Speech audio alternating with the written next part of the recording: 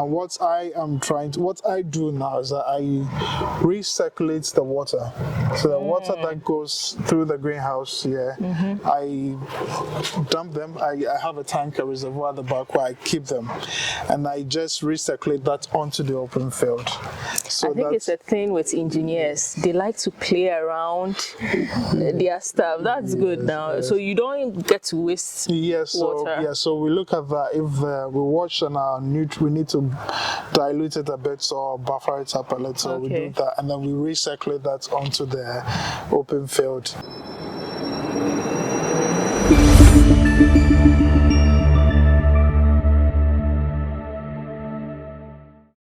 What kind of pests or diseases do you have to battle with in here? So you are avoid of that?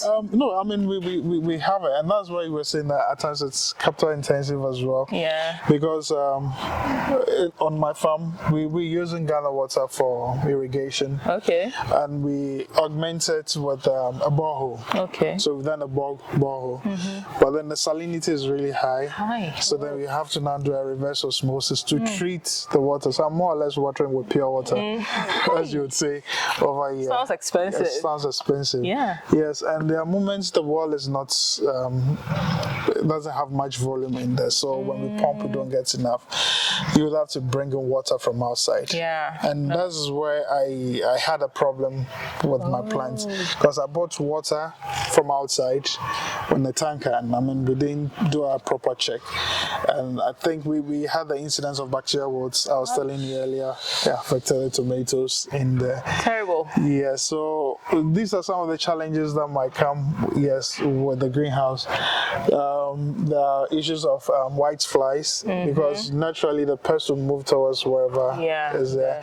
If you have issues of thrips, which you have usually attacking the peppers. Thrips love the peppers, and also cucumbers as well. Okay. So white flies, thrips. I have a bit of open field, so maybe it also serves as a host for some of the pests, and then they probably migrate here. We have incidents of aphids. Yes, just the normal stuff that you would have here. I have some sweet corn. I've seen army worms. Yes, so these are things that you have to constantly educate yourself on the best practices to take care of them. Yes, prevention is more or less the best way. Yes, you can't avoid them from coming, but trying to manage them is the So that means you need constant management. You need to be present, get all of those things done. Yes. Okay. All right. So apart from the pests and diseases, what other challenges are you faced with managing your greenhouse? Well, in terms of challenges, as I said, the structure is only as good as the people you have working in there. So if you don't have a good team, that's one key thing, because they could trellis it wrongly. I've had incidents where I had some of the previous team members, they would even trellis around the flowers. So how would it fruit? The flowers fall off. After trellising, you find fruits on the floor. Wow. You know, some of them, every greenhouse is supposed to have its own two sets. You're not supposed to move them across, because when there's transfer anything there, and you could have people who would not buy into it, and they would just move the secretaries from one house, move it to the other stuff. So if there's an incident there, you transfer. So that's one thing. Yes, the issue of water, as I said, because I'm in an urban center. Water. Yes, I'm being charged commercial rates for the water as well. The borehole sometimes run dry. So those are some of the challenges that come in here. But the good thing with what I'm also doing with the greenhouse and hydroponic is that your water consumption is very low as compared to the open field with the drip irrigation system. That's true. Yes, and what I do now is that I recirculate the water. So the water that goes through the greenhouse here, I dump them. I have a tank, a reservoir at the back where I keep them, and I just recirculate that onto the open field. So I think it's a thing with engineers. They like to play around their stuff. That's good now. So you don't get to waste water. So we look at that. If we watch on our we need to dilute it a bit or buffer it up a little. We do that, and then we recirculate that onto the the open field to use as that's a sustainable way to manage this. I see you're also big on sustainability. Yes, I am. Yes. Because greenhouse in itself, I mean, it's protecting the environment already. So what are some of the sustainable practices you have here? So the first thing you can see is all these plants have been crammed into a small space, but they've been nicely spaced out. Yeah. All the same. Yeah.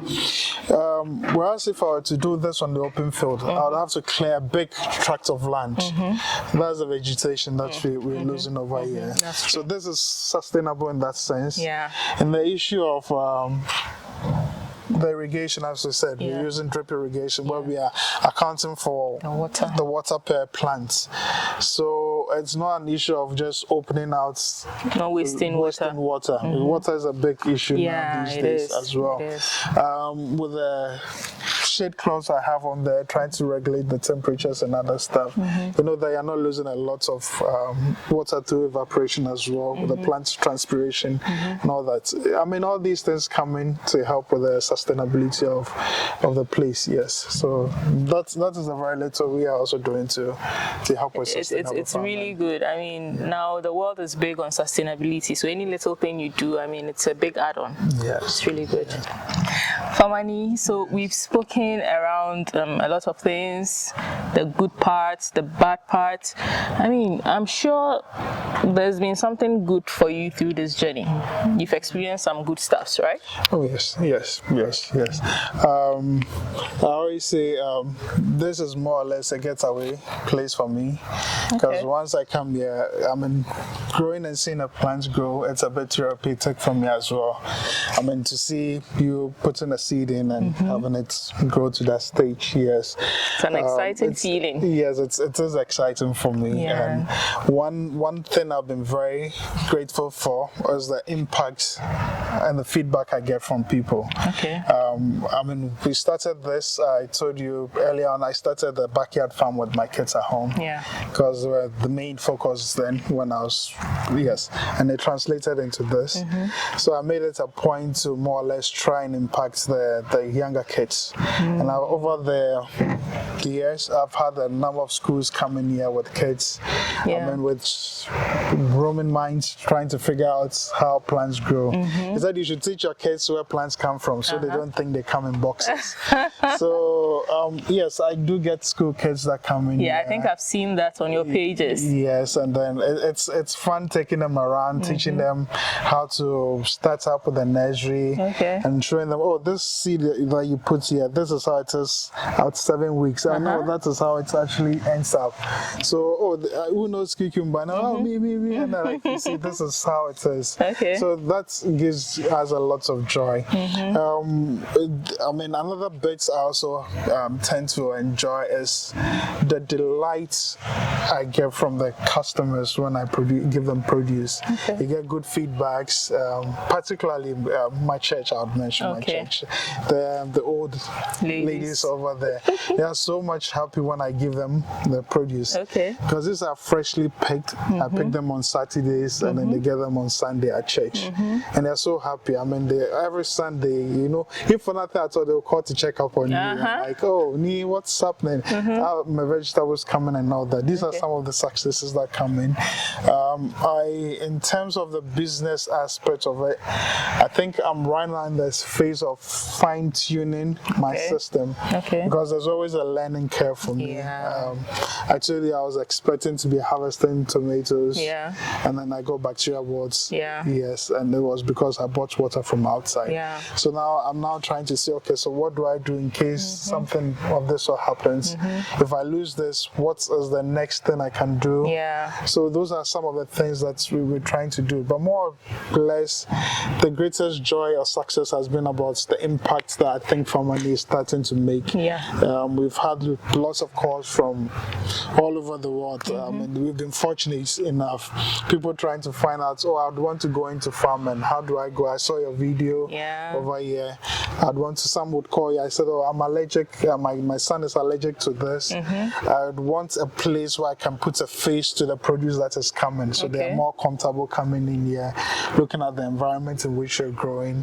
These are all successes, and I believe with time, my team and I will start recouping the benefits in terms of the monetary aspects. Definitely. From it, yes. I mean, once you keep this tempo, it's gonna even get bigger than this. You've really done well. So talking about all of this, you have people watching and they're like, okay, I would want to try this out. I mean, what would you have to say to the young people out there who would want to also venture into greenhouse farming? What I would like to say to them is that, I mean, once you can conceive it, you can achieve it. But it takes a lot of passion, discipline, and resilience. Okay. Resilience in the part that it would look so nice on paper most times, but if it doesn't go the way you'd want it, do you have that extra desire, extra energy to spring back and then continue with it as well? But first and foremost, if you'd want to go into greenhouse farming, or for that matter, farming at all, you'd have to do your market survey. You have to get ready markets for your stuff, because these are highly perishable stuff. The max some of them might do on the shelves, probably 2 weeks on the shelf. Yes, but that even goes with good practices. If you have good practices, then you can extend the shelf life, or having good seeds. But if you don't have the existing market for you, when you're losing that, you have post-harvest losses.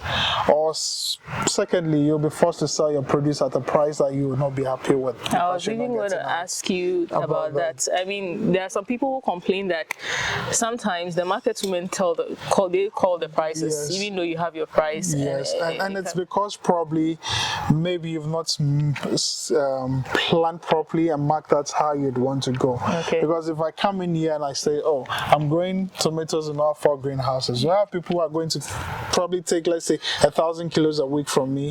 That's a question you have to ask yourself. You could have someone taking 120, 10 here, but what happens with the rest of it? So a market woman or someone, a middle man who probably comes here, feels that if I don't give him a low price, he tends to lose. Yeah. So then they would then dictate to you. So if it's about planning, proper scheduling of your crops, staggering the growth, or if you're fortunate enough to add value to it, if you want to sun dry them or powder them or add the process to it, at least you are more in control of what happens with you, and you control your price much better. Okay. Or let's say one thing, and I mean I can share with everyone, during the rainy seasons where we tend to have a lot of farmers producing, and there's so much tomatoes coming from outside. Whereas with the people who have come to understand the quality of the produce they're getting from the greenhouse, some people still have the notion that tomato is tomato, what's here is the same as on the open field.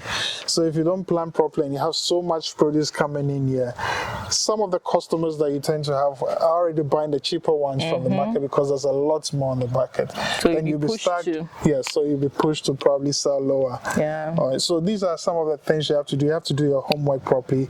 You don't say, oh, I saw Farmernii or Green Yard Farms selling so much, so let me also go in all that. No, it's not always so. And it's same with all kind of businesses and anything you'd want to do. So that's my little advice. Yeah, so it means you need to do your research, you need to get your training. I mean, you need to have that positive mind, because it's not for the faint-hearted. It's not. And you approach the greenhouse with a different mindset. Don't come in and think, oh, I've done it on the open field. Yeah. So it's the same thing that comes in here. There are different practices altogether. You can adopt some, you can tweak some of them, but then they come in with a different approach.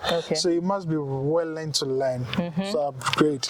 You can get maybe other farmers tapping into the knowledge they have. YouTube is available to all of us. You can go in there, you can watch contents like this, and then at least you'll be able to pick a point from here, pick one from here, put them together, and come up with something that would work properly for you. Thank you so much for that.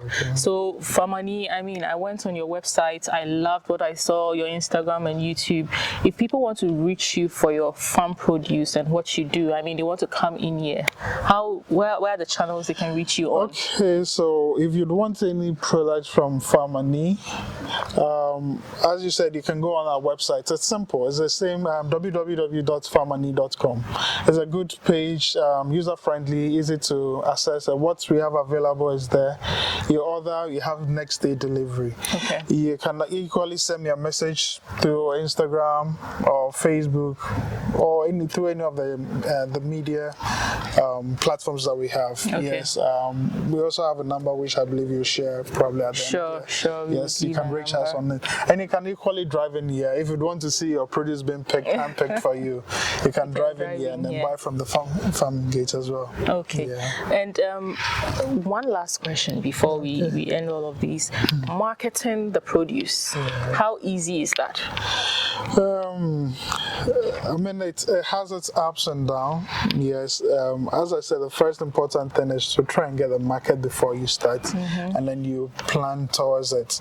There are some produce here which I'm growing to suit a particular person or a particular off-taker. Okay. So at times you try to tailor it around. Someone comes to me, I take sweet corn, I need this quantity. So they try to plan around it, and then we do that. The website as well, the Instagram pages, to contents like this, it also comes in handy for some of us. And we also have flyers that at times we go out and then share to people about what we have as well. Those are some of the things we do. We also occasionally have people who have heard about us, maybe market women, who would want to come in and then try what we have over here. Okay. And once they come in here, it's difficult to go, to go back. I mean, I love what I'm seeing here already. So it means that anyone who wants to go in, there is a market there. You just need to be creative about how you approach it and then how you get people to do it. Yes, exactly. Okay. Yes. It's been good really talking to you. It's been insightful. So where can people find Farmernii? Your location, and if possible your contact too. Okay, so Farmernii, as I said, is an urban farm right in the middle of Accra here. East Legon Hills. Some people would say Tantor. Yes, it's just by the main road. You Google Farmernii, it will come up. You can come in here. If you'd want to sit in the comfort of your home and use our online presence, you can go in there and make your purchase online, and then we can deliver to you. We use various delivery services, Yango, Uber, Boats, what's available. If you would want to pick up from the farm as well, you can pick up here.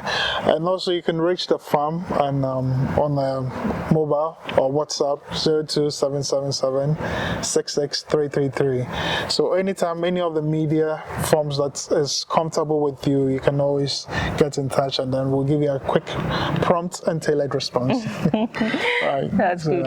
We hope people will do that. We look forward to people doing that too. Okay. Any last words for our viewers before? Well, what I'd want to share is, as I earlier said, if you conceive in your mind, you can achieve.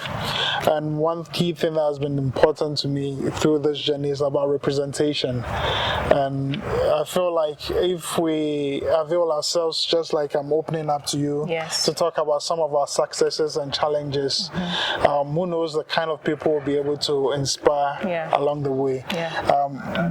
We always say agriculture has been the backbone of this country for many years, but it's been relatively untapped. In greenhouse farming has been there for many decades, but it's not catching on in Ghana over here. So let's avail ourselves, let's do the necessary work, research, let's see if we can get the right investments, being from state enterprises, from groups that would want to encourage farmers, because farming, as we said, everybody eats at the end of the day, but it's about farming sustainably, getting right produce, good nutrition, produced well without any harmful effect on the end users. So let's do it right, and I think with all of us putting in our bits, we'll be able to achieve far more.